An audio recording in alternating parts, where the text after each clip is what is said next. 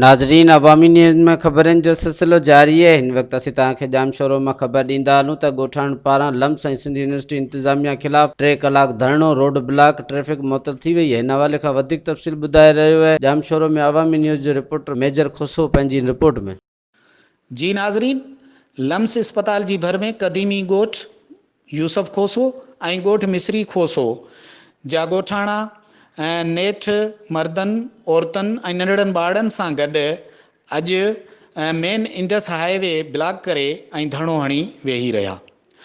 Main Indus highway ॿिन्ही तरफ़नि खां block हुजण जे करे सवन जे तइदाद में मुसाफ़िर गाॾियूं पिणु रुकिजी वियूं ऐं जॾहिं त मुसाफ़िरनि खे सख़्तु तकलीफ़ जो मुंहुं ॾिसणो पइजी वियो।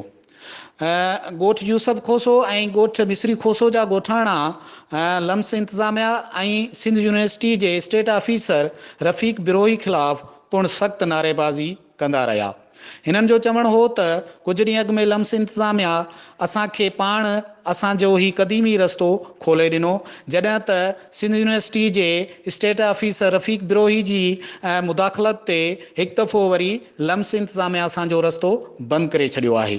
हिननि जो इहो बि चवणु हो त कुझु ॾींहं अॻु में सिंध यूनिवर्सिटी जे स्टेट ऑफिसर रफ़ीक बिरोही असांखां रस्ते खोलण जे हवाले सां पिणु ॻरी रिश्वत तलब कई हुई, जेका न ॾियण जे करे हुन लम्स इंतज़ामिया ते इहो दबाव विझी ऐं असांजो रस्तो बंदि कराए छॾियो आहे।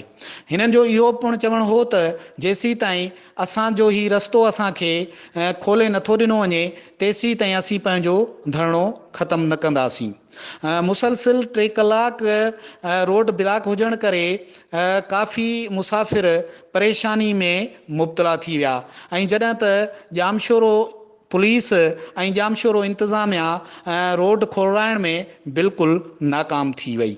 आख़िर में असिस्टेंट कमिश्नर कोटड़ी धरणे वारी जाइ ते पहुची मुज़ाहिरीन सां ॻाल्हियूं पिणु कयूं ऐं उन्हनि ॻाल्हियुनि में इहो तय कयो वियो त लम्स इंतज़ामिया ऐं सिंध यूनिवर्सिटी इंतज़ामिया सां अव्हां जूं ॻाल्हियूं कराए ऐं अव्हांखे ही रस्तो खोलाए ॾिनो वेंदो।